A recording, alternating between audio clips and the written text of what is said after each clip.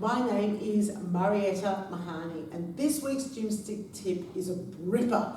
It's actually going to be really challenging for you to focus on rotating the upper body without rotating the lower body. So let's get into it. First thing we need to do is cross the bands. So I'm going to put the right end of my gym stick on the floor, cross it over to the opposite side, and then hold the stick in your hands. Now, I look down, and when I have a look at the bands that's attached on my left foot's at the back. So I'm going to lift my left foot and step over, okay? So I'm going to be in this position. If you attempt to do it with the other leg, you'll find that you won't be able to step over anything. It won't make any sense. You're trying to step over something. So left leg, step over, and it's obvious. All right, so now add tension. So already there's a bit of effect, there's some rotation that has to happen in my body just to hold this position. I'm going to add tension on the bands. I'm going to hold one elbow underneath and then the other elbow underneath. So in what we refer to as the yoga position, you want to hold the stick so it's down low on your body and not up high and using your neck muscles. So down low on your body, so it should feel like it's pulling your shoulders down. Now the trick to this is the distance between your feet. So you need to slide one foot back, and the further back you slide the foot back, the more you're going to feel this in abdominals just in the setup. Lift up off the back heel, so you're actually on your toe. So avoid having the heel down, because that will actually limit your range of motion. So up on your back toe. So the stick is already pulling me across to my left, so I'm going to use my abdominal muscles to rotate my torso around to the right. So breathing out and breathing in. Now the thing here is to keep the legs motionless. So legs are not moving at all, and I'm just rotating from the torso. Exhale, inhale. Exhale, inhale.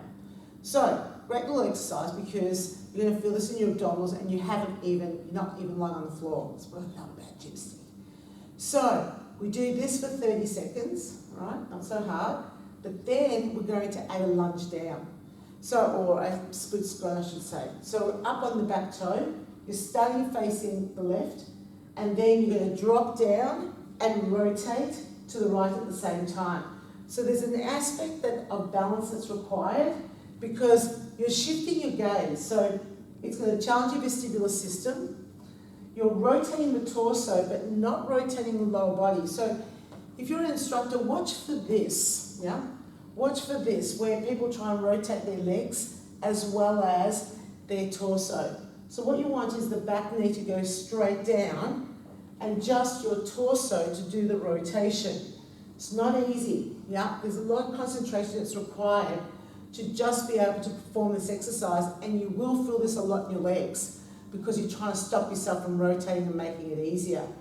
So you do this for 30 seconds, and then you're going to release your yoga grip, grab hold of the stick with a wide grip, and you're going to hold the stick up on your collarbone. So if you're an instructor, watch for people holding this at their waist.